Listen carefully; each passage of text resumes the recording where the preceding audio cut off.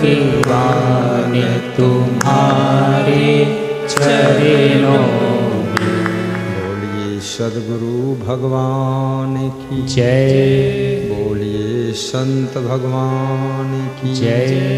बोलिए भक्त भगवान की जय। साहिब बंद साहिब बंदगी।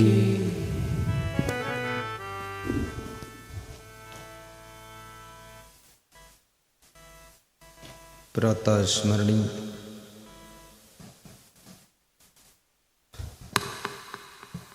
परम वंदनीय सद्गुरु कबीर साहिब की असीम अनुकंपा से महर्षि मेही जी परमहंस महाराज की कृपा से पूज्य श्री क्षमादेव जी के आशीर्वाद से हिंदुस्तान की सेवा की भूमि बिहार प्रदेश डिस्ट्रिक्ट भागलपुर ग्राम सलेमपुर निकट मिर्जा चौकी की धरा पर ग्रामवासियों और क्षेत्रवासियों की पूर्ण प्रताप से सुखद सत्संग संपन्न हो रहा है। सुखद सत्संग के बहुत बड़े महान भक्त श्री अशोक मुखिया जी के पावन घर में मेरा निवास रखा गया। वर्तमान मुखिया श्री घनश्याम दास जी भी सेवा में तल्लीन है। श्री राजू यादव जी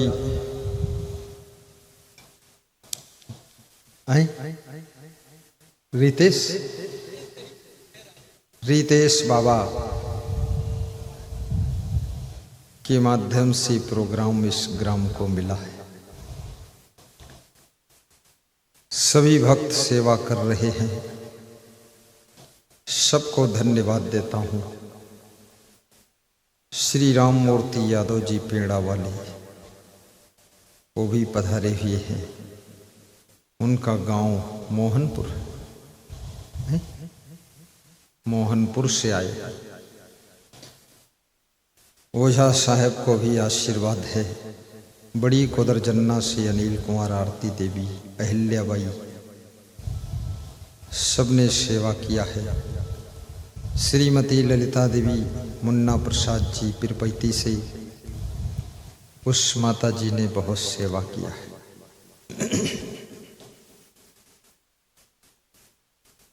अब मुझे इजाजत दो कि सत्संग का शुभारंभ करूं।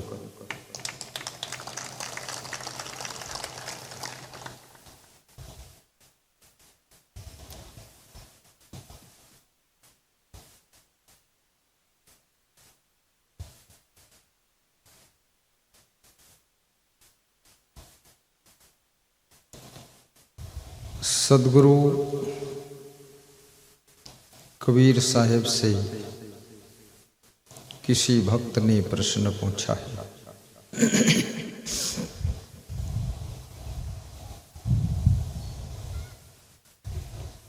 कि संसार में मनुष्य को कैसे रहना चाहिए।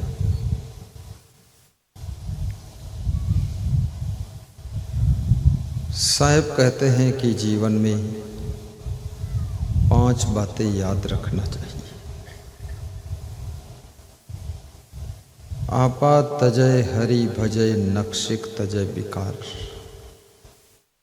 सब जीवन से निर्भय रहे साधु मता है सार।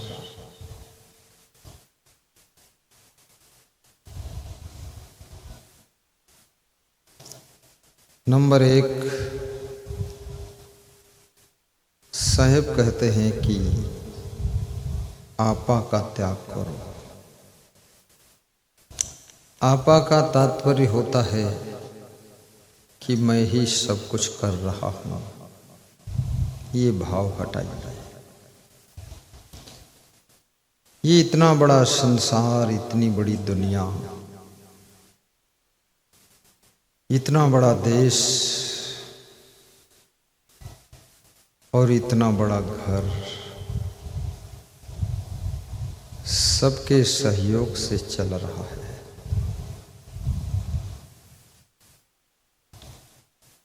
बहुत वर्ष पहले मैं मेरठ गया था। मेरठ के कमिश्नर के यहाँ कार्यक्रम था। मेरठ का बहुत बड़ा हॉस्पिटल था। हॉस्पिटल देखने के लिए गए तो हॉस्पिटल का जो अधीक्षक था, सब डॉक्टरों ने बताया कि यही सबके मालिक है। तो उसने हाथ जोड़ा और कहा, क्षमा कीजिएगा, ये सब डॉक्टर अगर सही काम ना करें तो हम फेल हो जाएंगे। हम मालिक नहीं हैं, सब मालिक हैं, तब इतना बड़ा हॉस्पिटल चलता है। आपा तजय, दूसरा अर्थ है आपा का कि अपने अभिमान का त्याग करो। मनुष्य के पास में कुछ हो न हो, मनुष्य के पास में जो कुछ है अज्ञान के वशीभूत हो करके अपने सामान का भी अभिमान करता है। सामान उसी का है, सामान उसके काम आता है, लेकिन अभिमान दूसरों को दिखाता है।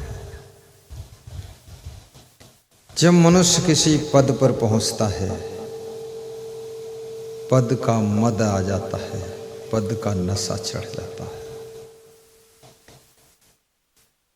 कबीर साहब कहते हैं, बड़े से बड़े पद पर पहुंचो, लेकिन पद का मद तुम्हारे ऊपर चढ़ने ना पाए। जब पद का नशा चढ़ता है तो नशा कोई भी चीज का हो, नशा हमेशा नुकसान करता है। चाहे शराब का नशा हो, बीड़ी का नशा हो, गांजा का नशा हो, तम्बाकू का नशा हो, नशा नाश की जड़ है भाई, जिसका फल अतिशय दुखदायी। अहंकार का नशा, अभिमान का नशा तुम्हारी दुर्दशा कर देता है। इसलिए व्यास गादी निवेदन करती है,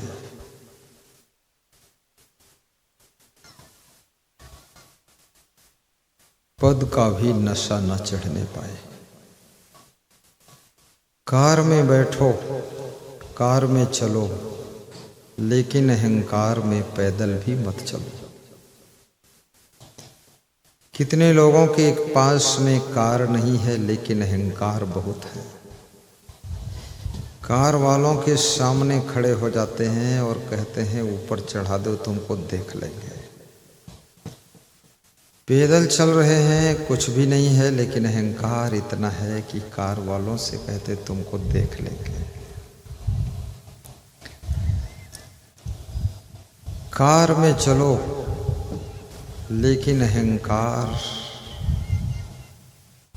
में यदि जिंदगी का एक कदम बढ़ाओगे तो अहंकार आपके जीवन की दुर्दशा करेगा। कितने लोगों के ऊपर धन का नशा चढ़ जाता है और कहते हैं कि आई एम रिच मैन, मैं धनवान आदमी हूं।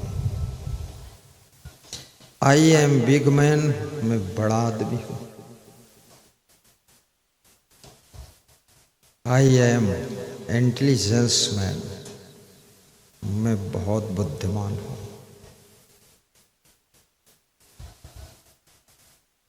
धन का नशा भी जिंदगी भर धन का नशा करने वाले लोग, एक दिन उनका निधन हो जाता है। धन और निधन जब मनुष्य की मृत्यु होती है तो लोग कहते हैं कि आज उनका निधन हो गया है। कितना भी धन हो लेकिन फिर भी निधन होता है। निर्धन का भी निधन होता है, धनवान का भी निधन होता है। मृत्यु किसी को छोड़ती नहीं है। मृत्यु सबका नशा उतार देती है। कभी कभी मनुष्य को जवानी का नशा चढ़ता है। कुछ नशा ऐसे हैं जो दुकान पर मिलते हैं, लेकिन कुछ नशा ऐसे हैं जो कुदरत की ओर से फ्री मिलते हैं। जवानी का नशा, जवानी का नशा भी मनुष्य को अंधा कर देता है। और जवानी के नशा के अंधेपन में माँ बाप भी दिखाई नहीं देते, धर्म कर्म भी दिखता नहीं है। जवानी का नशा जिनके ऊपर चढ़ गया, जवानी आना बुरा नहीं है, धन आना बुरा नहीं है, पद मिलना बुरा नहीं है, बुद्धिमान होना बुरा नहीं है, लेकिन बुद्धिमानी का, धन का, पद का, जवानी का नशा चढ़ना, अहंकार आना, ये तुमको बुरा बना देता है। रावण के पास में सोने की लंका थी। सोने की लंका के कारण रावण का राम से युद्ध नहीं हुआ। रावण को अहंकार का नशा था, अभिमान। कंस को भी अभिमान, दुर्योधन को भी अभिमान, और अभिमान भगवान को बिल्कुल पसंद नहीं। जो बहुत अभिमान करता है उसको भगवान स्वयं मारने के लिए आ जाते हैं। जो थोड़ा अभिमान करता है उसको इंसान ही पीटता है, लेकिन ज़्यादा अभिमान आ गया तो भगवान सामने आता है कि अब इसको हम ही सुधारेंगे। राम भगवान ने रावण के अभिमान को खत्म किया, बाली के अभिमान को खत्म किया। कृष्ण भगवान ने कंस के अभिमान को खत्म किया, दुर्योधन के अभिमान को खत्म किया, शिशुपाल के अभिमान को खत्म किया, जरासंध के अभिमान को खत्म किया। याद रखना, भगवान भी अभिमान को पसंद नहीं करता है, इसलिए अभिमान नहीं करना चाहिए। सबका सम्मान करना चाहिए, सबको प्रणाम करना चाहिए।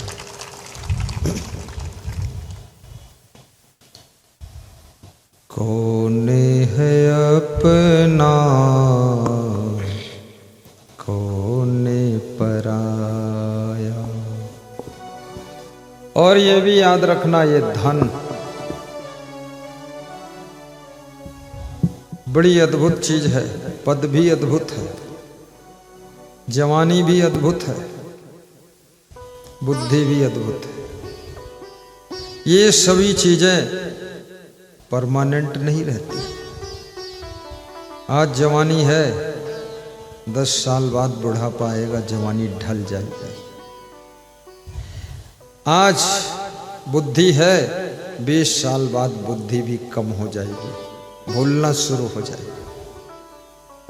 पूरा इंग्लिश में बोलते थे, अब बिहारी भाषा भी नहीं बोल पा रहे, जवान लड़पड़ा नहीं। आज कार है, 5 साल बाद कार खटारा हो जाएगी।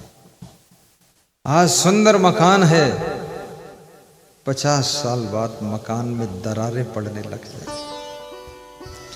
आज सुंदर चेहरा है, 60 साल के बाद चेहरे में भी झुर्रियां पड़ जाएगी। आज बड़े घुंघराले बाल हैं, एक समय आएगा कि बाल बिल्कुल व्हाइट। रोज रंग लगाते रहो, रोज डेंटिंग पेंटिंग करते रहो, लेकिन नीचे से फिर वो सफेद ही निकलता है।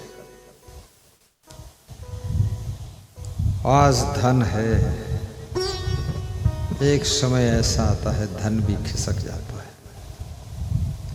आज हम बड़े पद पर हैं, सारे पद साइड में चले जाते हैं। लाल कृष्ण आडवाणी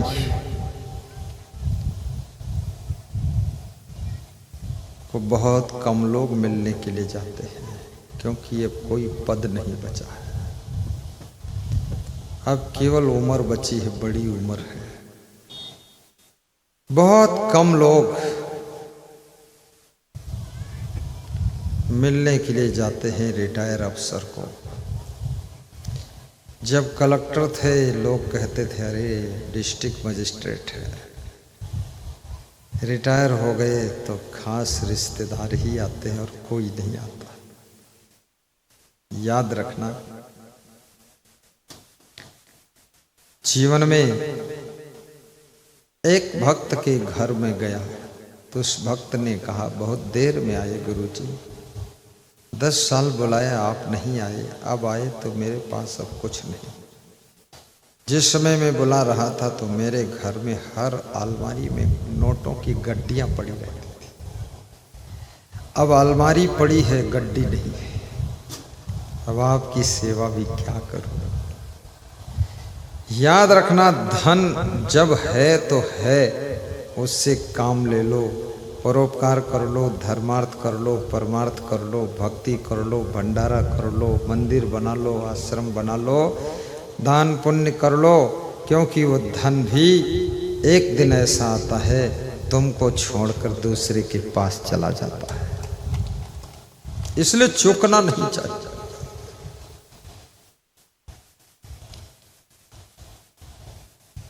धन, जवानी, पद, अधिकार खूब मिले खूब स्वीकार करो, लेकिन अधिकार का अहंकार बिल्कुल मत करो। सासू बनो पर सासू बनने का अहंकार मत दिखाओ, क्योंकि तुम सासू नहीं हो, तुमको सासू बहू ने बनाया है। बहू की एक वोट से तुम सासू बन गई हो। मुख्यमंत्री बनो, प्रधानमंत्री बनो, मंत्री बनो, लेकिन अहंकार मत दिखाओ, क्योंकि विधायकों ने तुमको मुख्यमंत्री बनाया है और मुख्यमंत्री ने तुमको मंत्री बनाया है और जनता ने तुमको विधायक बनाया है और सबने मिल करके प्रधानमंत्री बनाया है। तुम न प्रधानमंत्री हो, न मंत्री हो, न मुख्यमंत्री हो, न विधायक हो, बनाने वाली जनता है। इसलिए जनता बनाने वाला बनने वाले से हमेशा बड़ा होता है। इसलिए जनता का नमस्कार कीजिए और धन्यवाद दीजिए। इसलिए जो बुद्धिमान नेता होता है वो हमेशा झुक कर चलता है, और न समझ नेता है जो ही जीतता है त्यों ही ऐसे सीना फुलाता है कि फुटबॉल भी फेल है।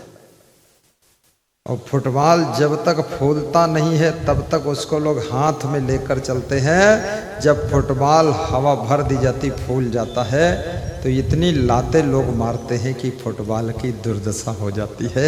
याद रखना, फुटबॉल जैसा जो अभिमान की हवा भर के फूल जाता है फिर वो दुनिया की बहुत लातें खाता है, तब जाकर ठीक होता है। इसलिए कभी अभिमान ना करना। कई लोगों को साधु होने का अभिमान आ जाता है कि मैं साधु हूं। आप साधु हैं, अच्छी बात है, आप साधु हैं, आपका मोक्ष होगा वो भी अच्छी बात है। आप साधु हैं, आप सुखी रहेंगे, अच्छी बात, लेकिन ये अभिमान करना बुरी बात है।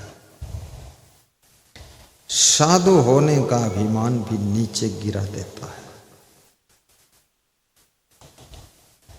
एक पत्थर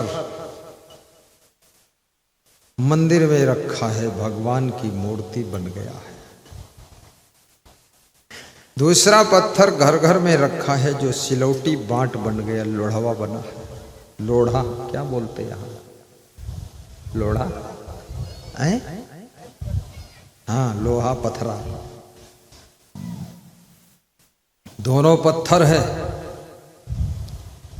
तो एक दिन घर में रखा हुआ सिलौटी, बांट, लोढ़ा, लोढ़वा जो भी बोलते हो, उसने सर उठाकर कहा कि अरे क्या समझ रखा है, जो शंकर जी के मंदिर में शिवलिंग रखा वो भी तो पत्थर का ही है, और मैं भी पत्थर का हूं। तो सिलवट लड़वा करें बड़ाई, हम हो शंभू नाथ के भाई। वो सिलवट लड़वा बड़ाई कर रहे हैं अपनी कि मैं कोई कम नहीं हूं, शंभूनाथ का भाई हूं। शंकर भगवान का जो लिंग है ना वही पत्थर हम भी हैं, उनका भाई हूं। ये कोई भाग्य था, मैं हल्दी मिर्चा पीसा जाता है और उस पर फूल चढ़ाए जाते हैं। पत्थर पत्थर में अंतर है, आदमी आदमी में अंतर, कोई हीरा कोई कंकर। हड्डी मांस का पुतला तो सभी का है, लेकिन हर आदमी आदमी में फर्क है। एक सिर सबके पास में है, यहां 20 सिर का कोई नहीं, लेकिन आदमी आदमी में अंतर है। कोई हीरा जैसा चमकता है, कोई कंकड़ जैसा चुभता है। आदमी आदमी में अंतर होता है, और कोई हीरा होता है, कोई कंकर होता है। आदमी आदमी में अंतर है। इसलिए याद रखना, आदमी के हड्डी मांस पुतले की कीमत नहीं है, आदमी के गुणों की कीमत है, कलाओं की कीमत है, आदमी के सुंदर स्वभाव की कीमत है, सुंदर चरित्र की कीमत है, सुंदर व्यवहार की कीमत है, सत्कर्मों की कीमत है, और मधुर वाणी की कीमत है। आदमी देखने में चेहरे से तो सब ठीक ही है, लेकिन जो चरित्र से ठीक होता है उसे ही ठीक माना जाता है, और उसी की कीमत दुनिया में मिलती है। बोलिए सद्गुरुदेव की जय। और ये भी याद रखना, शरीर का रंग, शरीर का रूप, शरीर की बनावट, शरीर की लंबाई चौड़ाई मोटाई वजन, ये तो सबका कब जाता है। इसमें ज़्यादा तुम रंग भी नहीं बदल सकते। बहुत ज़्यादा क्रीम पाउडर लगाओगे तो भी एक ही दिन में धूप में जाओगे सब वैसे ही हो जाएगा। मैंने मध्य प्रदेश में देखा, एक लेडीज रात में स्वागत में आई तो उसके चेहरे पर चमक दिख रही थी, और सवेरे में विदा हुआ तो जल्दी से विदा करने आई तो चेहरा एकदम खुरदुरा था। तो हमने कहा वही है कि दूसरी है? तो उसके पति ने कहा वही है। तो हमने कहा रात में चमकती थी और सुबह क्या हो गई? बोले रात में डेंट पेंट किया था, तुम्हारे आगमन में टाइम मिल गया था, और सवेरे तुम इतना जल्दी विदा हुए हो, 7 बजे डेंट पेंट का समय नहीं मिला है, तो ऐसे ओरिजिनल रूप लेकर आई है। तो हमने कहा ओरिजिनल रूप तो बहुत बदसूरत है। बोले इसीलिए तो डेंट पेंट लगाती, नहीं तो मैं भी भाग जाऊं इसको छोड़ के। इतना रंग रोगन क्यों, इतनी डेंटिंग पेंटिंग क्यों? आखिर उसको पता है कि असली रूप अगर पति देख लेगा तो पति इतने जोर से भागेगा, पता लगाना मुश्किल पड़ेगा कि मिर्जा चौकी गया है कि हल्दी चौकी गया है। ये और डेंट पेंट का सामान सब पति लोग ही खरीद कर देते हैं। पतियों को भी होता है मेरी पत्नी गांव में निकले तो थोड़ा सुंदर दिखे, चमकती हुई दिखे। और स्त्रियां कहती हैं कि किसी को दिखो न दिखी, लेकिन चमक पति को दिखा दो, नहीं तो ये गधा भाग जाएगा तो कौन गधा मिलेगा।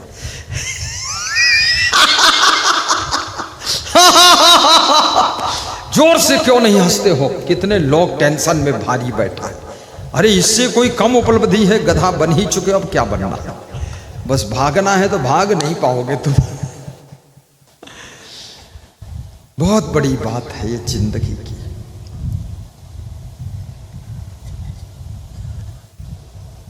जिंदगी की सुंदरता शुभ कर्मों से तुम्हारा जीवन सुंदर दिखता है।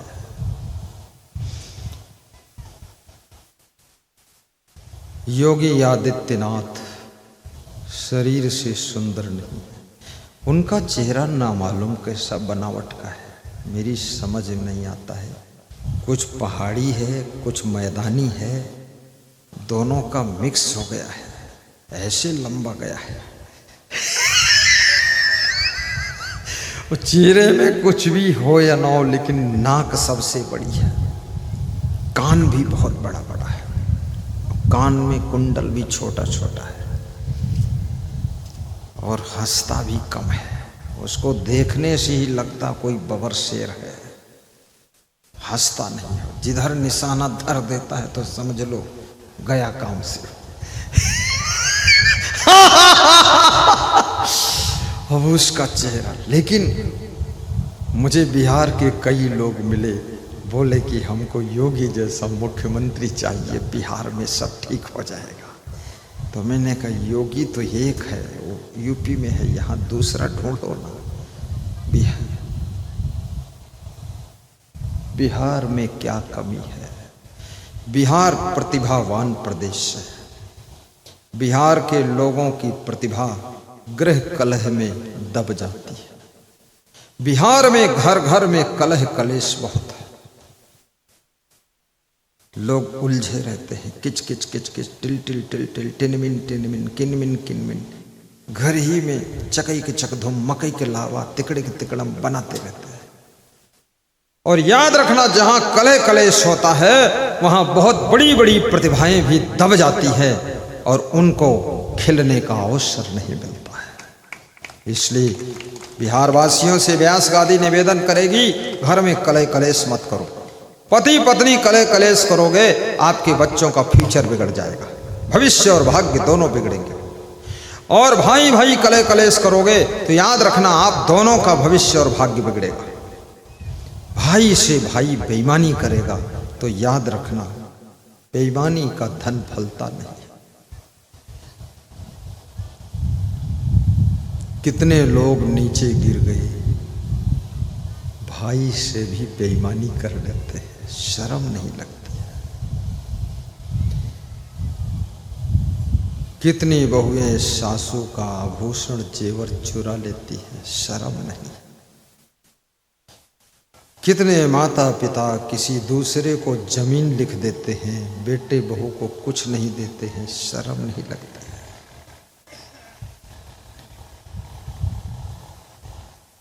याद रखना, रिश्ते फालतू नहीं है। ये रिश्ते दुख दर्द को बटाने के लिए होते हैं। ये रिश्ते एक दूसरे को मदद करने के लिए होते हैं। भाई बहन का कितना पवित्र और मजबूत रिश्ता है। बहन आस रखती है मेरा भाई विकास करेगा तो मेरा भी विवाह अच्छी जगह हो जाएगा। याद रखना, रिश्तों को मधुर बनाइए। अपना पेट तो पशु पक्षी भी भर लेते हैं, अपना घोंसला पशु पक्षी भी बना लेते हैं, अपना घर तो हर व्यक्ति छोटा बड़ा बना लेता है। अपना पेट कोई खिचड़ी से भरता है, कोई दही चूड़ा से भरता है, कोई मालपुआ रसपुआ से भरता है, और कोई हमारे जैसा संत है तो रितेश बाबा की माँ की बनाई हुई सेवई पराठा और भिंडी की सब्जी खाकर भी भर लेता है। अपना पेट तो सब भर लेते हैं, लेकिन दूसरों के पेट को जो भरने का काम करे वो धरती का भगवान होता है। दूसरों के घोंसले की भी जो रक्षा करे और दूसरों के घोंसले बनाने में मदद करे, वही इंसान महान होता है। धरती पर ऐसे लोगों की जरूरत होती है जो दूसरों के लिए भी थोड़ी जिंदगी जी सके। अपने लिए तो कीड़े मकोड़े भी जिंदगी जीते हैं, अपना पेट भर लेते, कहीं से दाना ढूंढ लेते, कुछ खा लेते हैं, लेकिन दूसरों के काम आए उसे भगवान कहते हैं, और खिला कर खाए उसे इंसान कहते हैं, और चुरा कर खाए उसे शैतान कहते हैं। और याद रखना, किसी के काम जो आए उसे इंसान कहते हैं, और दुख में भी न घबराए उसे महान कहते हैं, और गलतियों को जो न दोहराए उसे भगवान कहते हैं, उसे भगवान कहते हैं। बोलिए सद्गुरुदेव की जय। थोड़ा ताली जोर से बजाया करो, तुम्हारी ताली में। गंभरपुर के भक्त भी आए हुए हैं, नरेश दास, खड़े हो गंभरपुर वाले। गंभरपुर वालों को खड़ा करके सम्मान कराऊंगा, ताली बजाओ। 3 आदमी गंभर, 4 डॉक्टर भी आए थे गंभरपुर के, 5 6 7, क्या हुआ 7 में बन गई बात। बैठो। गंभरपुर एक ऐसा गांव है जहां से मेरा बहुत गहरा नाता जुड़ा हुआ है। जब मैं गंभरपुर था तभी कोरोना एंट्री कर चुका था, इंजेक्शन लग रहे थे, लेकिन गंभरपुर वालों की हिम्मत, मर जाऊंगा लेकिन गुरु का प्रोग्राम करूंगा। मैंने कहा एक भगत से अगर गुरु भी मर गया तो बोले बहुत अच्छा, दोनों को मुक्ति हो जाए। तुम मेरे ग्राम चलो, तुम मेरा प्रोग्राम करो, हम मर जाएंगे, मर जाने दो, तुम गुरुजी नहीं मरोगे। हमने कहा मर गए तो बोले तो बहुत अच्छा, मरने के बाद साथ ही साथ आत्मा मुक्त होकर रहे। इतना प्रेम है। उस गांव का नाम गंभरपुर गांव है। क्या नाम है? गंभरपुर। ये सलेमपुर गांव से भी मेरी रिश्तेदारी हो गई। अभी मैं आ रहा था तो मेरे से बता रहे थे अशोक मुखिया जी, इस फील्ड में बाबा एक बार तुम प्रोग्राम कर चुके हो और फील्ड में बड़े बड़े प्रोग्राम हुए हैं, कोई प्रोग्राम, ये फील्ड इस गांव की धरोहर है, इस गांव की दौलत है। ये फील्ड ऐसी है, इस फील्ड में न जाने कितने खिलाड़ी आए हैं, कुछ पास भी हुए, कुछ फेल भी होकर चले गए। ये फील्ड खिलाड़ियों का मैदान है। मैं सत्संग का खिलाड़ी आया, कल पता चलेगा पास हुआ कि फेल हुआ। और तुम भी सत्संगी खिलाड़ी हो। गुरु चेला मिलकर यही ज्ञान का गेंद खेलेंगे हम लोग। ज्ञान का गेंद लुढ़काना है। ज्ञान गंगा नहा लो प्यारे मना, ज्ञान गंगा नहा लो प्यारे मना, ज्ञान गंगा नहा लो। गाइए गाइए, ज्ञान गंगा नहा लो प्यारे मना, अपनी बिगड़ी बना लो प्यारे मना, अपनी बिगड़ी बना लो प्यारे मना, अपनी बिगड़ी बना लो प्यारे मना। रितेश का बहुत प्रेम है, मुखिया का प्रेम है। उनकी पत्नी सरिता देवी बहुत खुश हुई जब द्वार पर मैं पहुंचा और वो हमारा भक्त बैठा हाथ जोड़कर। नाम बता दे बेटा। पवन कुमार यादव, गुरु का दीवाना भक्त ये भी है, बहुत श्रद्धा है, वो भी दीवाना है। क्या नाम? अरुण कुमार यादव। धन्य हो। बड़ा सुंदर गांव मिल गया सलेमपुर, जिसकी धरती में खुशबू है। भूख लग जाए किसी के घर न जाओ, किसी खेत में घुस जाओ, भुट्टा तोड़कर खा लो तो भी तृप्त हो जाओगे। इस बिहार के पंछी भी बहुत खुश हैं क्योंकि इतना भुट्टा लगा है, खूब खाते हैं, उनको कोई भगाने भी नहीं जाता है। और खा खा के बेचारों का पेट खराब है, चिड़ियों का भी डाइजेशन बिगड़ा हुआ। हाँ, चिड़िया तो चुट्टी है, चुपके से खाती, खूब खा लेती है। और बिहार का भुट्टा मशहूर है, पेड़ा भी यहाँ का मशहूर है। राम मूर्ति यादव, सिया राम यादव, राजा राम यादव पेड़ा लाते, मेरे लिए पेड़ा लाते। तो मैंने कहा संतों को दे दो जो संत ना। बोले संतों को हम पहले दे दिए, तुम्हारी पोटली अलग है। तो मैंने कहा खोलो खा ले। एक खा लिया, दूसरा खाने चला, और मिर्जा चौकी का प्रवेश साहब हाथ फैलाया, बोला मुझे दे दो। हमने कहा ले लो। वास्तव में गुरु के हाथ से प्रसाद मिल जाए, पेड़ा तो पेड़ा है, लेकिन गुरु ने अगर दृष्टि डाल दिया तो प्रसाद है, और गुरु ने छू लिया, स्पर्श कर लिया तो महाप्रसाद है, और गुरु ने अगर चख लिया तो फिर समझ लो आशीर्वाद है। ऐसा है। सीख लो, समझ लो, जोर से ताली बजाया करो। बहुत कमजोर होकर मत बैठना, थोड़ा ताकत बजा के दिखाओ एक बार।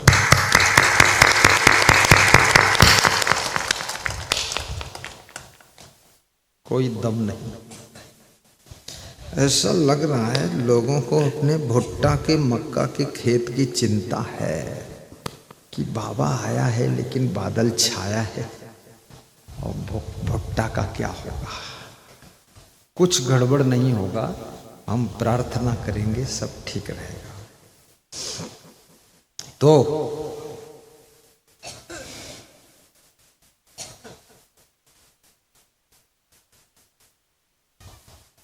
आपातजय कबीर साहब कहते हैं अभिमान का त्याग करो, क्योंकि अभिमान भगवान को भी पसंद नहीं, क्योंकि अभिमान तुम्हारे माता पिता को भी पसंद नहीं, अभिमान तुम्हारी पत्नी को भी पसंद नहीं है, अभिमान तुम्हारे पति को भी पसंद नहीं है। कभी कभी मनुष्य के मन में ऐसा ज्ञान आता है, अपने सुंदर रूप का अभिमान हो जाता है कि मैं बहुत सुंदर हूँ, I am beautiful, I am very beautiful. याद रखना, सुंदरता वहीं पर कम हो जाती है जहां पर अभिमान प्रवेश करता है। धन की शोभा वहीं समाप्त हो जाती है जहां पर धन का अभिमान आ जाता है। पद की शोभा वहीं शून्य हो जाती है जहां पर पद का अहंकार आ जाता है। और कार की सुंदरता वहीं खत्म हो जाती है जहां पर तुम्हारे अंदर कार का अहंकार आ जाता है। याद रखना, बड़ी से बड़ी कार से उतरो लेकिन अहंकार से न उतरो, नम्रता से उतर जाइए, विनम्रता पूर्वक। नम्रता सीखे सरलता, गही विनय सुविधान से। नम्रता सीखे सरलता, गई विनय सुविधान से।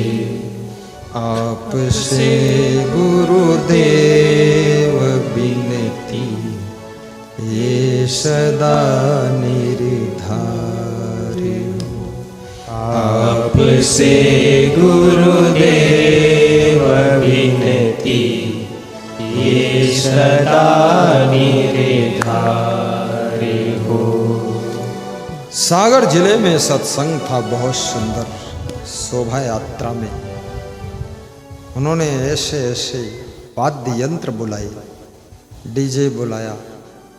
एक टोली ऐसी बुलाई जिसमें 20 लोग थे, बहुत लंबा कुछ बजाते थे और फिर झुक जाते थे।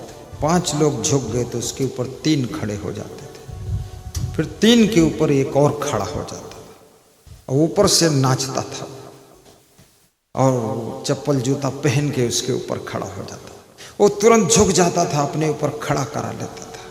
अब सोचिए, यदि इतनी नम्रता ना हो तो 5 के ऊपर 3 और 3 के ऊपर 1, ये खड़े होकर के ऐसी कला कैसे दिखाते।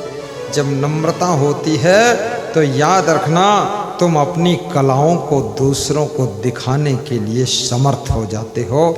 जब तक विनम्रता नहीं होती है, अभिमान में तुम्हारी कला भी दबी पड़ी रह जाती है। नम्रता सीखो।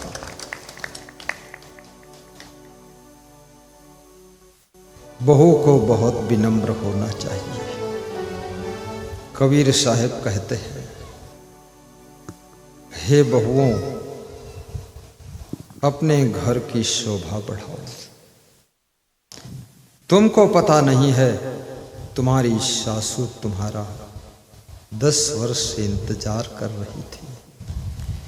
देवी देवता के मंदिर में गुरु के चरणों में जाकर यही आशीर्वाद मांग रही थी, मेरी बहू आ जाए, मेरी बहू आ जाए, मेरी बहू आ जाए। हजारों मन्नत के बाद तुमको आने का अवसर मिला है।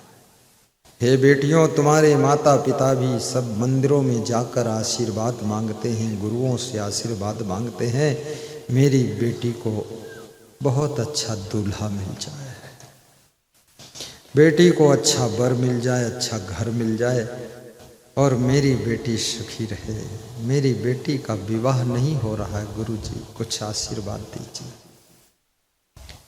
मैं एक फूल दे देता हूं कि ले जाओ, बेटी के मस्तक में स्पर्श कर देना, फिर देखना। सूचना आ गई कि विवाह हो गया, ठीक हो गया। जब भगवान तुम्हारे बारे में सोचने लग जाए, जब शिष्य के बारे में गुरु सोचने लग जाए, तो समझ लेना अब गुरु को सोच हो गया, भगवान को सोच हो गया, अब तुम्हारा रुका हुआ काम भी आगे बढ़ने वाला है, आगे बढ़ेगा। गुरु सोच रहा तुम्हारे लिए। पांडव मेरे परम धन, पारथ प्राण समान, केहि विधि प्रण रक्षा करो, सोच करत भगवान। केहि विधि प्रण रक्षा करो, सोच करत भगवान। श्री कृष्ण से अर्जुन ने पूछा है कि हे भगवान, आपसे तो सभी भक्त प्रेम करते हैं, लेकिन वे भक्त कौन है जिनसे आप प्रेम करते हो? आपका तो सब भक्त ध्यान करते हैं, लेकिन वे कौन से भक्त हैं जिनका आप ध्यान करते हो? आपको तो सभी भक्त स्मरण करते हैं, पर वे कौन से भक्त हैं जिनको आप स्मरण करते हो?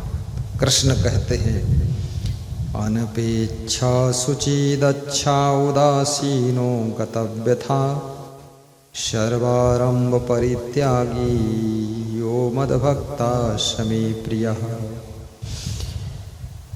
अद्वेष्टा सर्वभूतानां मैत्रः करुण एव च, निर्ममो निरहंकारः समदुःख सुखाच्छमी। कृष्ण कहते निरहंकार। हे अर्जुन, मैं उस भक्त का ध्यान करता हूँ जिस भक्त के पास में सब कुछ है, जन बल, धन बल, बुद्धि बल, तन बल, मनोबल, आत्म बल, ज्ञान बल, ध्यान बल, सामान बल, सारे बल है, लेकिन फिर भी जो अहंकार नहीं करता है, उस भक्त को मैं प्रेम करता हूँ, उस भक्त का मैं ध्यान करता हूँ।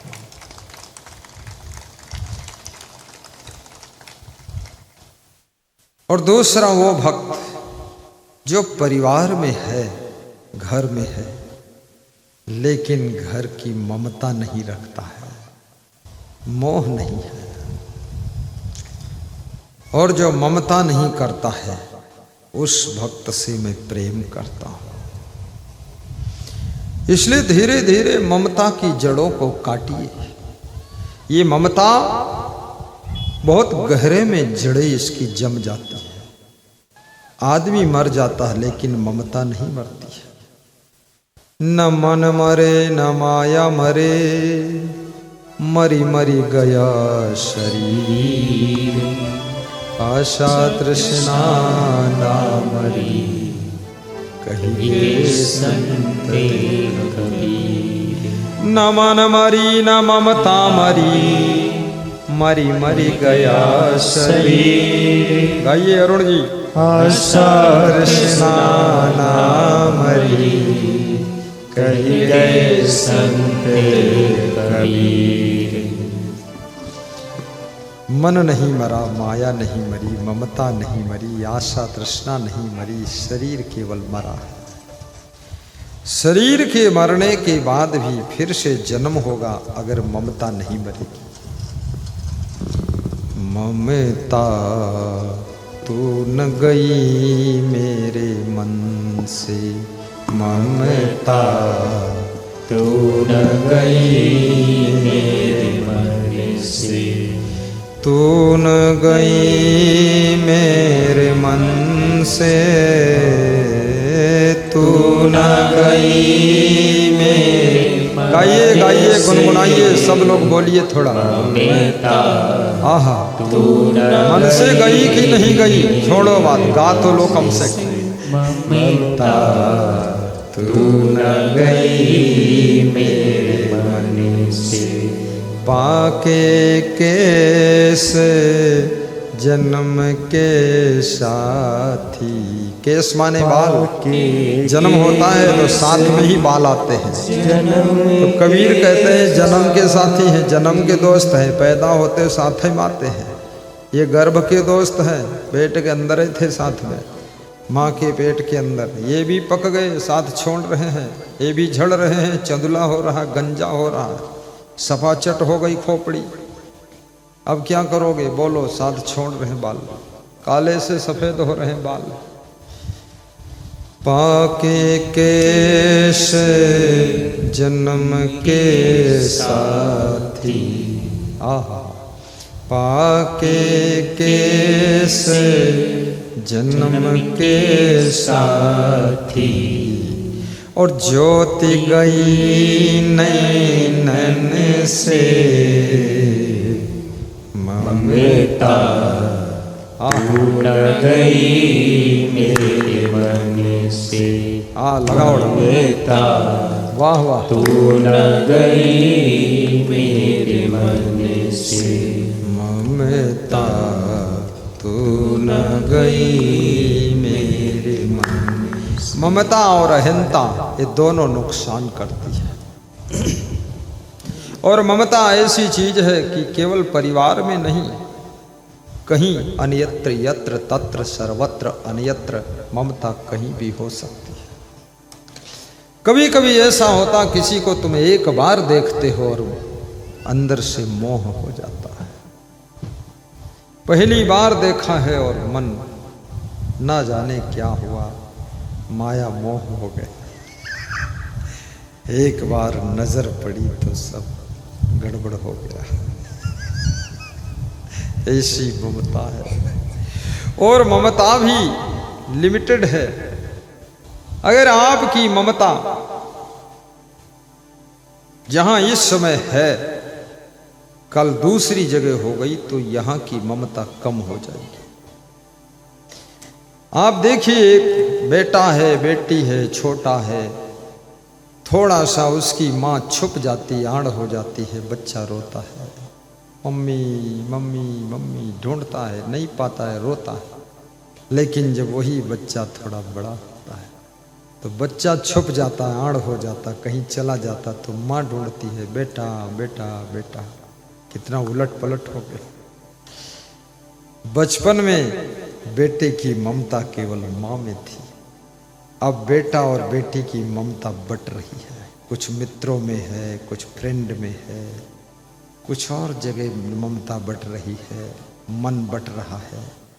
अब माँ के पास समय भी बट गया। पहले माँ के पास बहुत बैठते थे, अब 10 मिनट नहीं बैठते हैं। माँ जबरदस्ती सोचती, आओ बेटा मेरे पास बैठो। थोड़ी देर बैठता है, फिर मोबाइल लेकर चल देता है। माँ सोचती इसको क्या हो गया। माँ की ममता मानती नहीं, क्योंकि माँ ने तुम्हारे शरीर को अपने पेट में रखा है 9 महीने। ये जिसे तुम कहते हो मेरा शरीर, ये शरीर तुम्हारे माँ के शरीर का टुकड़ा है, माँ के शरीर का एक छोटा सा हिस्सा है।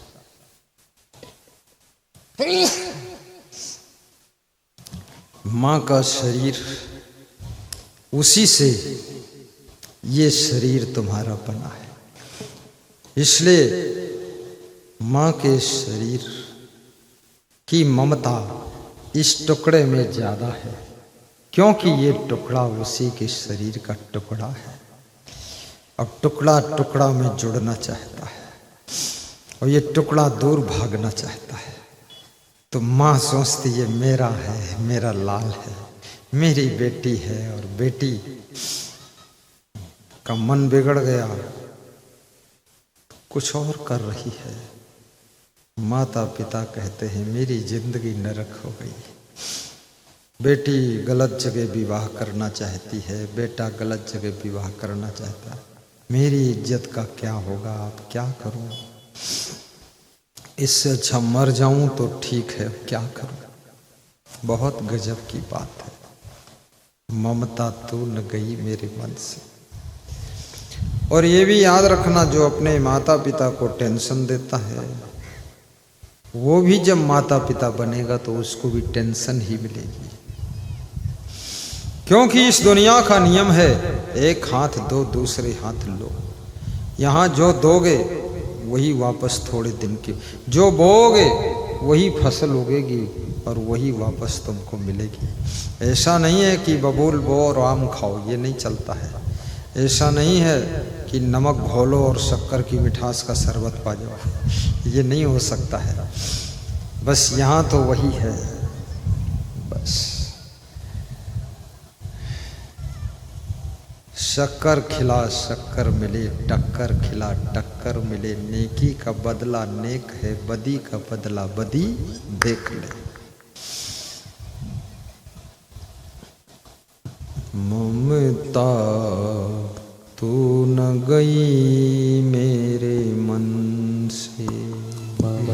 रो रो कर ऋषियों ने गाया है, कवियों ने आंसू बहा बहा कर गाया है कि ममता मन से नहीं जाती। लोग कहते हैं राजा जनक को आत्मज्ञान था, और राजा जनक जब सीता जी को उन्होंने देखा चित्रकूट में तो राजा जनक रोने लगे। आत्मज्ञान पता नहीं कहाँ चला गया। राजा जनक, लोग कहते थे आत्मज्ञानी राजा है। अपनी बेटी को कुश की चटाई पर बैठा हुआ जंगल में देख करके राजा जनक फूट फूट कर रोने लगे कि मेरी बेटी की ये दुर्दशा हो गई। राम के साथ इसलिए विवाह मैंने किया था, मेरी बेटी महलों में रहेगी, अयोध्या का सुख पाएगी, और मेरी बेटी बन बन भटक रही है। राजा जनक रोने लगे। रहे कहावत परम विरागी, परम वैराग्यवान कहलाते थे कि वैरागी है ये, इसके अंदर राग नहीं है। वो राजा जनक क्या हुआ? रहे कहावत परम विरागी, की धीरता भागी। सिय बिलो की धीरता भागी। सीता को देखते ही राजा जनक का धैर्य टूट गया, ढाढ़स टूट गया, और फूट फूट कर रोने लगे राजा जनक। गुरु वशिष्ठ भी रो रहे हैं, राम रो रहे हैं, लक्ष्मण रो रहे हैं, भरत शत्रुघ्न भी रो रहे हैं, कौशल्या कैकेयी सुमित्रा रो रही है। बड़ी देर तक रोना धोना हुआ है। लेकिन राम को आश्चर्य हुआ कि मेरे ससुर जी तो बैरागी कहलाते थे, ये क्यों रो रहे हैं? याद रखना, बेटी की ममता बहुत मजबूत होती है। बेटियों को ध्यान देना है, कोई ऐसा कदम न उठ जाए कि माता पिता घायल हो जाए। तलवार का घाव भी ठीक हो सकता है, लेकिन बेटी की तरफ से, बेटे की तरफ से दिया हुआ घाव कभी ठीक नहीं होता है। इसलिए बेटियों, कितना मन को रोकना पड़े पर अपने माँ बाप को घायल मत करना, उन पर थोड़ी दया माया रखना। ये बूढ़ी माँ, ये कमजोर पिता तुम्हें पालते पालते कितना थक चुके हैं, कितनी उम्र हो चुकी है। तुम्हारी फीस देते देते, कपड़े पहनाते पहनाते इनके कपड़ों की दशा देखो, कितने फटे कपड़े पहने हैं। इनके चप्पल देखो कितना जोड़ गांठ के पहनते हैं। तुम्हें ये कितना आगे बढ़ाना चाहते हैं। ऐसे माता पिता की संतान को चरित्रवान होना चाहिए। कभी व्यभिचार मत कीजिए, कभी चंचलता मत कीजिए, और फैशन के चक्कर में भी मत फंसिए। कुछ नहीं है संसार में, चाहे बाल इधर झुकाओ, चाहे उधर मोड़ो, चाहे लटकाओ, चाहे काटो, चाहे ऊपर गुलगुब्बा बांधो, कुछ इसमें सार नहीं है। आखिरी में जिंदगी में तो कर्मों का ही खेल चलता है, जिंदगी में तुम्हारे स्वभाव का ही प्रभाव दिखता है, और जिंदगी में तुम्हारे व्यवहार का ही त्योहार दिखता है। इसलिए याद रखना, ये शरीर के फैशन को छोड़कर अब अपने चरित्र को सुंदर बनाने के लिए प्रयास कीजिए, सत्कर्म कीजिए।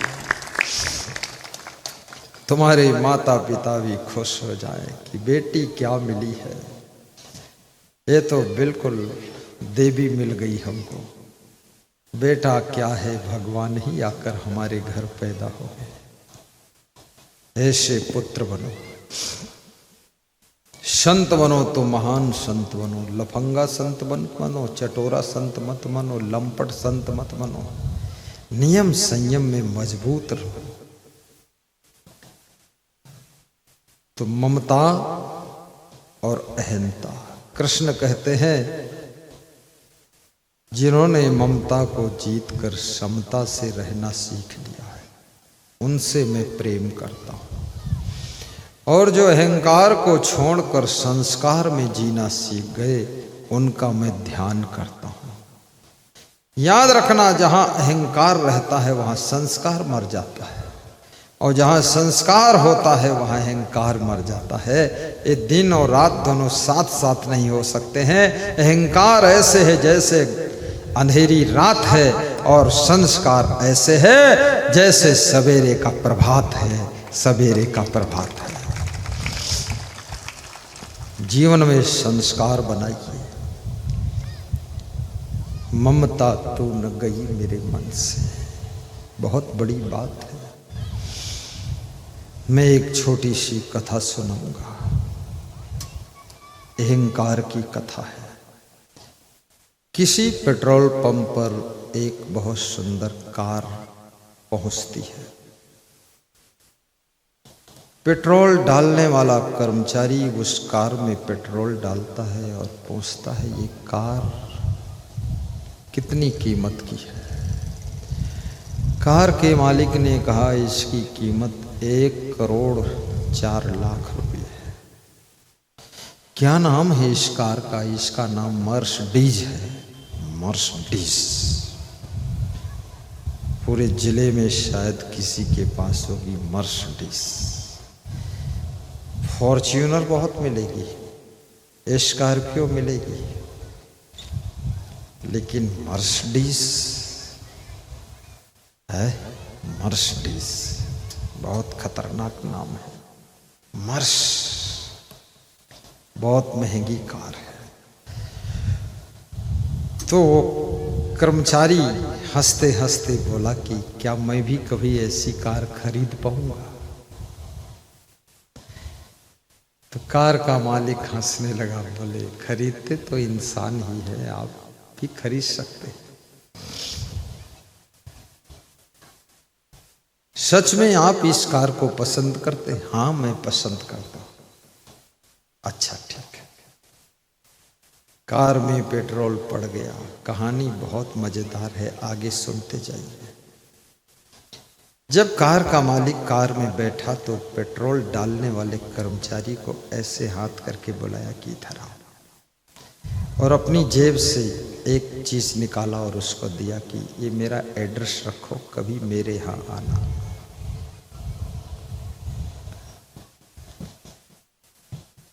और कार स्टार्ट करके वो मालिक चला गया। इधर ये कर्मचारी क्या करता है, उस एड्रेस कार्ड को देखता है और उसको 2 टुकड़े कर देता है और कूड़ेदान में डाल देता है। डस्टबिन थी पास में, फेंक दिया। बोले एड्रेस कार्ड।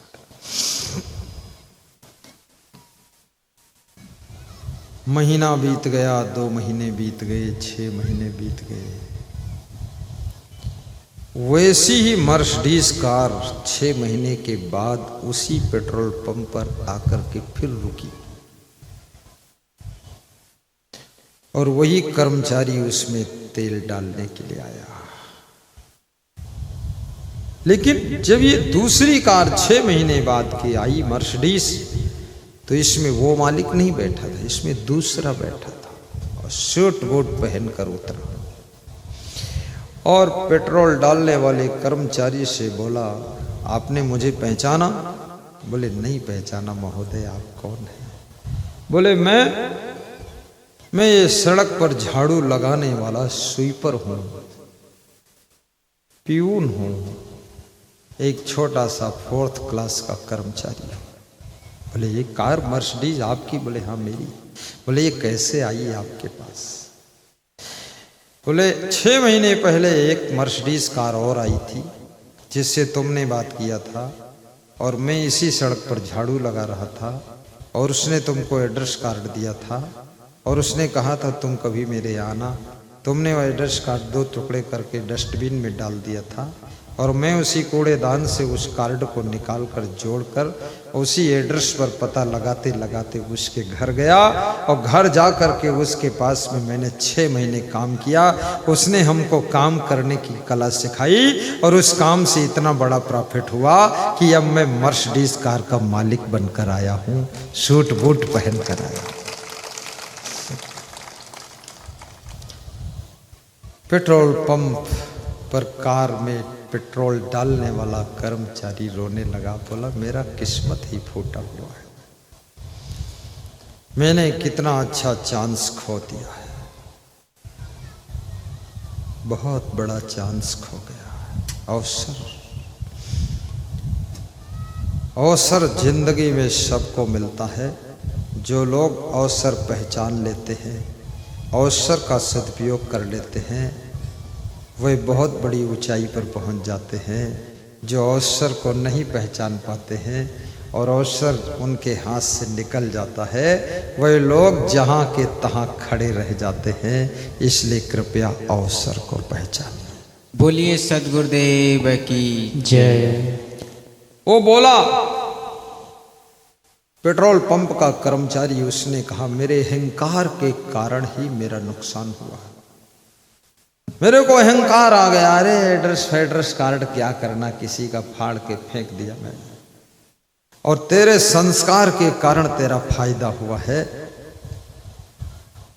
तो उस नए कार के मालिक ने कहा, मेरी माँ ने मुझे संस्कार दिया था कि हर चीज का बेटा सदुपयोग करना और कहीं छोटा सा चांस मिल जाए वहां ट्राई करना। तो मैंने वही संस्कार से काम किया, कूड़ेदान से वो एड्रेस कार्ड निकाल कर जोड़कर उसी एड्रेस पर पहुंचा।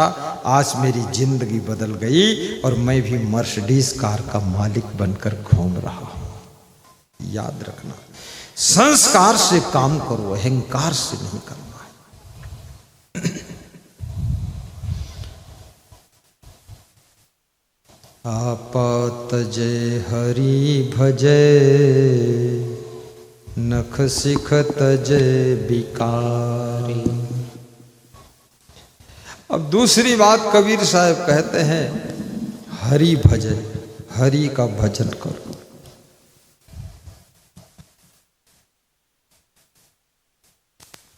ये कबीर साहब बहुत बड़ी बात कह रहे हैं कि हरि भजन।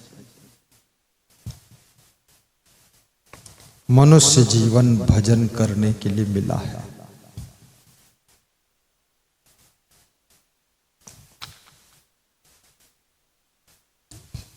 बिना भजन के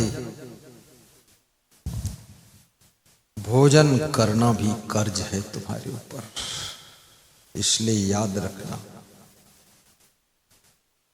भजन करो। गिरही के दरिया में बड़े बड़े दांत, करो भजन नहीं फट जाएगी आंत। गृहस्थ का भोजन खाकर अगर भजन नहीं किया तो कभी कहता है साधु तेरी आंतें फट जाएगी, इसलिए भजन कर।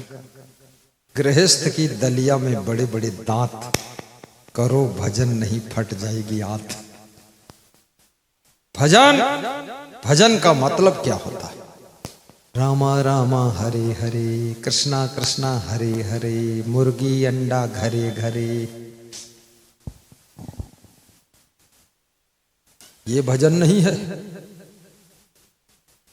रामा रामा सुबह शाम, और शाम हुई तो 200 ग्राम। ये भजन नहीं है। केवल गाते रहो ताली बजाकर, यही भी भजन नहीं है। भजन सत्संग सुनना सबसे श्रेष्ठ भजन है। इसमें ऐसे कितने श्रोता हैं जो मोबाइल की यूट्यूब में डेली प्रवचन सुनते हैं? जरा दोनों हाथ उठाकर बताओ। Very good. 80% लोग रोज प्रवचन सुनते हैं। यही भजन। दान देना बहुत बड़ा भजन है। सत्संग कराना भी भजन है। भंडारा करना भजन है। सफाई रखना भजन है। गुरु की सेवा करना भजन है। मेहमान का स्वागत भजन है। देश की सेवा भजन है। राष्ट्र भक्ति भजन है। गौ भक्ति भजन है। ग्राम भक्ति भजन है। और मातृ भक्ति, पितृ भक्ति, भ्रातृ भक्ति, कुटुंब भक्ति, ये भी भजन है। भजन केवल आंख मूंद कर नहीं होता है। भजन तुम्हारे कर्मों के द्वारा भी होता है। परिवार के लिए कमाई करना, मेहनत करना, खेती करना, बाड़ी करना, सर्विस करना, बिजनेस करना और 2 पैसे कमाकर परिवार को पालना और साथ साथ में आधा पैसा बचाकर धर्म में लगाना, ये बहुत बड़ा भजन होता है। हाथ पर हाथ धर के बैठे रहना भजन नहीं है। कुछ काम करो, कुछ काम करो, जग में रहकर कुछ नाम करो। ये जन्म हुआ किस अर्थ हो, समझो जिससे कि व्यर्थ न हो। समलो की सुयोग न जाए चला, कब व्यर्थ हुआ सदुपाय भला। समझो जग को न निराश सपना, पथे आप प्रशस्त करो अपना। अखिलेश्वर है अवलंबन को, न रहो न निराश करो मन को। कुछ काम करो, कुछ काम करो, जग में रहकर कुछ नाम करो। संसार में कीड़े मकोड़े की तरह पैदा हुए, चिड़ियों की तरह जिए और ऐसे मर गए जानवरों की तरह, कुछ कर न सके। इस शरीर को पाने से क्या फायदा? यही शरीर तो राम कृष्ण को मिला था, कबीर को मिला था, क्राइस्ट को मिला था, जरथुस्त्र कन्फ्यूशियस को मिला था, बुद्ध और महावीर को यही शरीर मिला था। और यही शरीर मीरा को, शिवरी को मिला था। उन्होंने क्या किया, जो किया सो किया, लेकिन ऐसा किया कि आज उनके मरने के बाद भी उनका नाम अमर है और सुगंध घर घर में फैली हुई है। ऐसी जिंदगी होना चाहिए। इंसान की खुशबू रहती है, इंसान बदलते रहते हैं। दरबार लगा रह जाता है, सुल्तान बदलते रहते हैं, सुल्तान बदलते रहते। दिल्ली तो रहती है पर दिल्ली के पीएम बदल जाते हैं, सीएम बदल जाते हैं। अरे पटना तो रहेगा, राजधानी रहेगी पटना की, और वहां विधानसभा भी रहेगी, लेकिन राजा बदलता रहता है। कभी लालू राजा थे, कभी नीतीश राजा है, कभी तेजस्वी राजा बनते हैं, और कभी पता नहीं कौन और बन सकता। लेकिन पटना रहेगा, बिहार रहेगा, भारत देश रहेगा, पीएम बदलता है। इंसान की खुशबू रहती है, इंसान बदलते रहते हैं, और दरबार लगा रह जाता है। सुल्तान बदलते रहते हैं, सुल्तान बदलते रहते हैं। दुनिया तो रहेगी, लेकिन हम नहीं रहेंगे। हम नहीं रहेंगे, फिर भी दुनिया में हमारा यश रहना चाहिए, सुगंध रहनी चाहिए, खुशबू रहनी चाहिए। इंसान की खुशबू रहती है, इंसान बदलते रहते हैं। दरबार लगा रह जाता है। वाह वाह, दरबार लगा गणेश जी हैं, जाता है। सुल्तान बदलते रहते हैं। आश्रम है, महंत बदल गया, और महंत मेहरकुल्ला आ गया, मेहरकुल्ला महंत। सुल्तान आश्रम में बदबू फैला के रखा है। दिखता है अखंड ब्रह्मचारी और रखता है 2-4 औरतें। ऐसा मेहरकुल्ला महंत बना। ए महंत, सोचो, एक महंत आया, वो इतना महान था कि आश्रम की खुशबू वर्ल्ड में फैला दिया, और उसी की गद्दी पर दूसरा महंत आया, पूरा उसको रद्दी कर डाला। महंत बदल जाएगा, आश्रम तो रहेगा। इसलिए हर महंत को अच्छा काम करना चाहिए। इंसान चला जाएगा पर इंसान की खुशबू रह जाएगी। ये याद करेगी धरती, याद रखना। आज यहां पर 4 पीढ़ियां बैठी हैं, परदादी, दादी, माता पिता, बहू और पोता, 5 पीढ़ी बैठी। और 5 पीढ़ियों में जो गुजरेगा, ये 5 पीढ़ी, जो छोटी पीढ़ी वो याद करेगी। इस गांव में कोई भक्त थे जो इसी फील्ड में राष्ट्रीय संत को बुलाकर 2 बार सत्संग कराया था। मेरा वो गांव है जहां बहुत बड़े संत आए थे। ये याद चलेगी, 100 साल बाद भी याद किया जाए, लोग याद करते। मैं एक गांव में गया था, जीवच्छपुर नाम का गांव, जीवच्छपुर गांव, ये डिस्ट्रिक्ट पूर्णिया में था। नटवरलाल नाम के भक्त के घर पधरौली गया था, तो वहां एक दूसरा भक्त आ गया, उसका नाम पवन सर था। उसने निवेदन किया, मेरे घर चलो। हमने कहा टाइम नहीं, टाइम नहीं, टाइम नहीं। मैं ऐसे बोला, समय नहीं था, भी नहीं, हमें प्रवचन देना था, लौट के आना था, 12 बज गए थे। वो बोला थोड़ा थोड़ा, बस 2 मिनट। हमने कहा बिल्कुल 1 मिनट टाइम नहीं है, बात मत करो, सीधे जाने दो। तो उसने एक बात मेरे से कह दी चुपके से। उसने कहा, जिस घर के लिए आपको बुला रहा वहां एक पथिक साहब नाम के संत बैठे, आपका इंतजार कर। और ऐसा घर है जहां हर महीने पूज्य धर्म स्वरूप साहब के चरण पड़ते थे, और आप कहते टाइम नहीं। हमने कहा बात मत करो, सीधे तैयारी करो, मैं आ रहा। जो ही नाम सुना धर्म स्वरूप साहब के वहां चरण पड़ते थे, तो मैंने कहा देखो, धर्म स्वरूप साहब का शरीर आज नहीं है, लेकिन उनकी सुगंध वहां है। और वो सुगंध की याद दिलाकर वो मेरे को मोड़ कर ले गया अपने घर में, और कहा ये वो घर है जहां धर्म स्वरूप साहब आते थे, आप कैसे नहीं आओगे? तो मैंने कहा तुम्हें पहले बताना चाहिए था।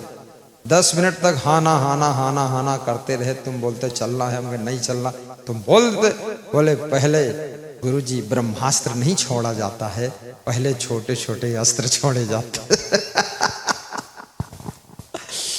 मैं गया उनके यहाँ, प्रेम से बैठा, देखा, सब बहुत अच्छा लगा। वास्तव में मैं उनके प्रभाव से नहीं गया, मैं धर्म स्वरूप साहिब के प्रभाव से गया, और मैं पथिक जी के प्रभाव से गया। और जब वहां गया तो फिर उनसे भी प्रभावित हो गया। अब तीसरी बार, दूसरी बार जाना हो तो उनके प्रभाव से भी चला जाऊंगा, क्योंकि एक बार रिश्ता जुड़ जाए, जैसे आपके गांव का रितेश से राजू भैया, अब रिश्ता जुड़ गया, ये पवन से, अरुण से, अशोक भैया से, सरिता है, और ये हमारा बाबा बैठा हुआ है वर्तमान मुखिया घनश्याम दास, रिश्ता जुड़ गया। अब ये कहीं बोल दे तो हम आंख मूंद कर चले जाए, क्योंकि हम समझ गए कि ले जाएगा, लेकिन तालाब के भीतर नहीं ले जाएगा, अच्छी जगह ले जाएगा। याद रखना, प्रेम जुड़ने के बाद आना जाना रुकना सब आसान हो जाता है। इसलिए प्रेम भी इतना बढ़ाइए कि राम मूर्ति यादव के हम मोहनपुर जाने में गुरुदेव को खुद ही आस रखनी चाहिए कि मोहनपुर अब कब जाऊं। ऐसा कुदरजन्ना, बड़ी कुदरजन्ना अनिल के यहाँ कब जाऊंगा, ललिता देवी के यहाँ पीरपैती में कब जाऊंगा, अरे वो प्रवेश साहब के यहाँ मिर्जा चौकी कब जाऊंगा। ये मन गुरु का भी होना चाहिए। भक्त का प्रेम गुरु को मोड़ लेता है, भक्त की श्रद्धा गुरु को जोड़ लेती है। और याद रखना, ज्यों ही गुरु से मन जुड़ता है, त्यों ही बुराइयों से मन छूटना शुरू हो जाता है। जितना जितना गुरु से जुड़ते चले जाओगे उतना उतना अवगुणों से छूटते चले जाओगे। और जिस दिन गुरु से पूरा पूरा 100% जुड़ जाओगे उस दिन पूरा पूरा 100% बुराइयों से मुक्त हो जाओगे, मुक्त हो जाओगे। बोलिए सदगुरु भगवान की जय। मेरा अवगुण भरा शरीर प्रभु कैसे तारोगे। गाइए, मुस्कुराइए। अवगुण भरा शरीर प्रभु कैसे तारोगे, प्रभु कैसे तारोगे, प्रभु कैसे तारोगे। मेरा अवगुण भरा शरीर प्रभु कैसे तारोगे। मैं हूँ चिंतित और अधीर, प्रभु कैसे तारोगे, प्रभु कैसे तारोगे, प्रभु कैसे तारोगे। मेरा अवगुण भरा शरीर प्रभु कैसे तारोगे।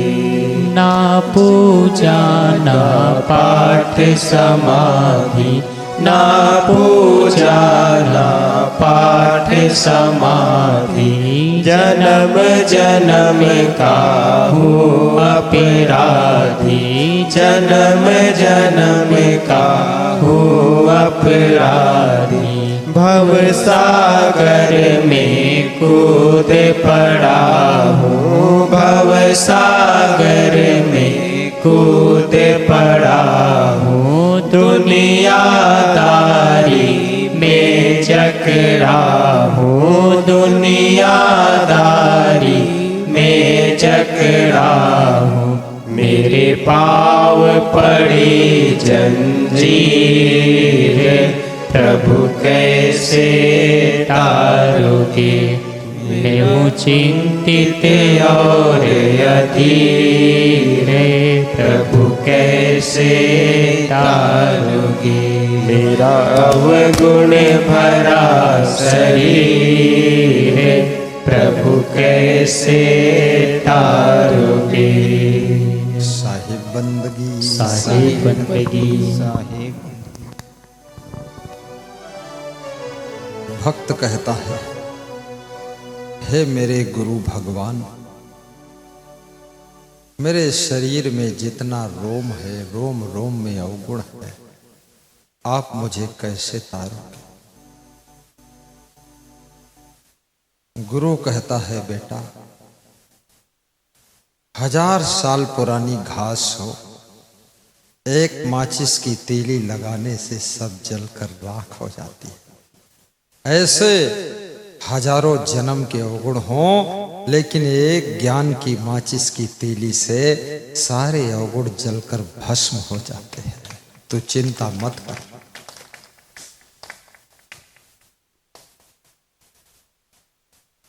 जैसे चिनगी आग की पड़ी पुरानी घास, गुरु भक्ति कर देते हैं सकल पाप को नाश।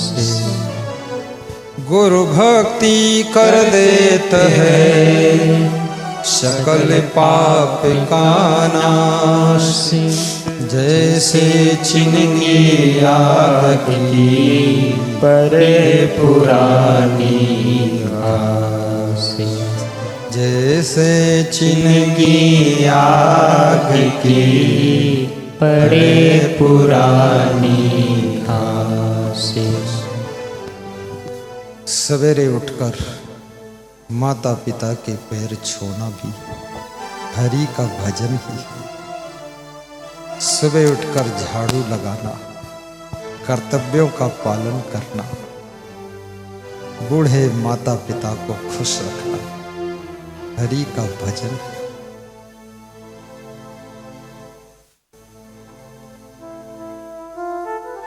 और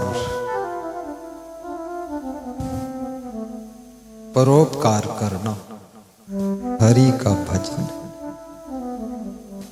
परहित सरिस भजन नहीं भाई। इससे बड़ा क्या भजन से भजन नहीं भाई। परोपकार बहुत बड़ा भजन नहीं अधिमाही। पर पीड़ा समय नहीं अधिमाही। परहित सरिस धर्म नहीं भाई। पर पीड़ा समय नहीं अधिमाही। चार वेद छह शास्त्र में बात मिली है दो। सुख दीने सुख होते हैं, दुख दीने दुखी होई। वेदों का सार सुख देने से सुख मिलता है और दुख देने से दुख मिलता है। ये वेद का निचोड़ है। याद रखना,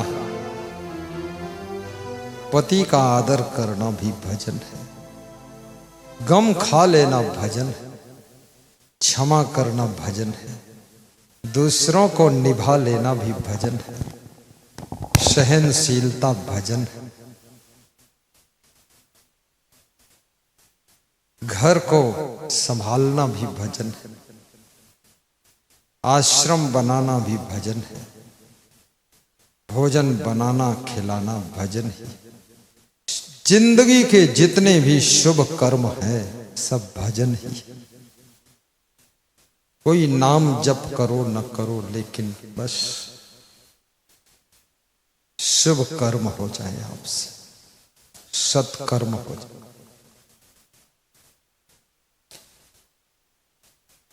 दो चीजें हमेशा सोचिए कि मेरी उन्नति कैसे हो और मेरी भक्ति सफल कैसे हो। भक्ति में मन लगाइए, उन्नति में मन लगाइए, इधर उधर मन को मत लगाइए। आपकी भक्ति आपको शांति प्रदान करेगी, आपका कल्याण करेगी। आज जो आपके गांव में सत्संग हो रहा है, अचानक ये सत्संग 3 दिन पहले मिला। 3 दिन में ये प्रचार प्रसार हुआ। धन्य है ये ग्रामवासी। और मैं यही निवेदन करूंगा, ये सत्संग केवल रितेश का नहीं, ये सत्संग संपूर्ण सलेमपुर वासियों का है। सब लोग मिल करके इसको अपना सत्संग मानना, अपना गुरु मान लेना। हमारे गुरु जी आए ऐसा मानना और हमारा प्रोग्राम है ऐसा मानना। और धीरे धीरे इस प्रोग्राम के लिए ऐसा कोई घर न बचने पाए जिस घर से कुछ न कुछ तन मन धन से योगदान न मिले। सभी लोग योगदान कर, क्योंकि याद रखना, जो सत्संग में सहयोग करता है उसको पुण्य मिलता है। ये मौका है, अवसर है, चूकना नहीं है। पुण्य बांट लो, पुण्य छीन लो, पुण्य लूट लो, पुण्य संभाल लो और ये पुण्य खोने मत दो। क्योंकि बार बार गुरु जी नहीं आते हैं। ये तो कभी ऐसा तुम्हारा महापुण्य उदय होता है तब गुरु जी गांव में आकर दर्शन देते हैं, प्रवचन सुनाते हैं।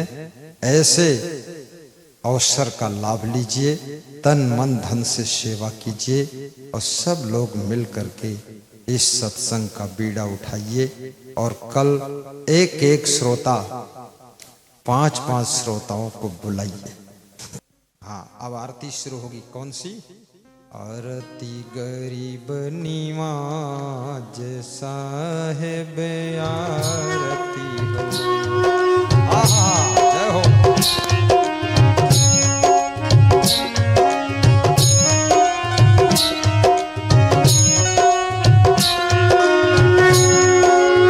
आरती गरीब निवाज साहेब आरती हो। आरती गरीब निवाज साहेब आरती हो। आरती दीन दयाल साहेब आरती हो।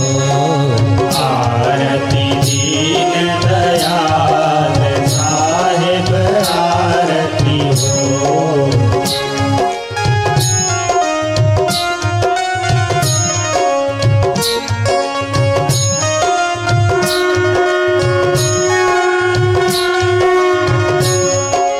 ज्ञान आधार विवेक की बाती। ज्ञान आधार विवेक की बाती। सूरति ज्योति जहाँ जाग साहेब आरती हो। सूरति ज्योति जहाँ जाग साहेब आरती हो। आरती गरीब निवाज साहेब आरती हो। आरती गरीब निवाज साहेब आरती हो।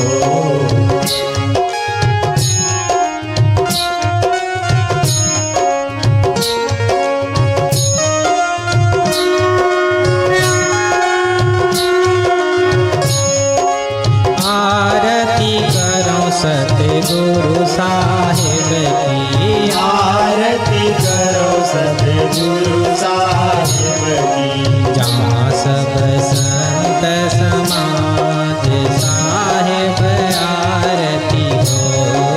जहाँ सब संत समाज साहेब आरती हो। आरती गरीब निवाज साहेब आरती हो। आरती गरीब निवाज साहेब आरती हो।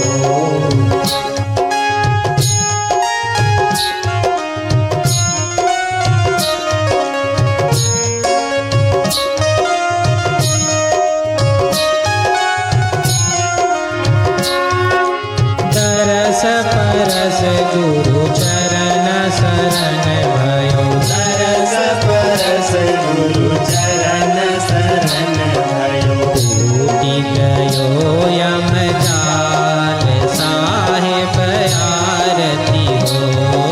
टूटी गयो यम जाल साहिब आरती हो।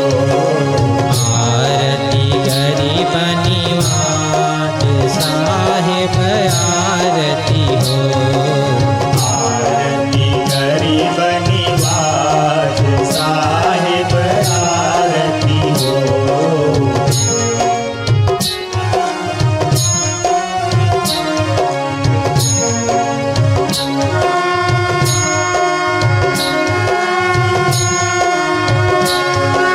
साहेब कबीर संतन की कृपा से। साहिब कबीर संतन की कृपा से। भयहु परख परकाश साहेब आरती हो। भयहु परख परकाश साहिब आरती हो।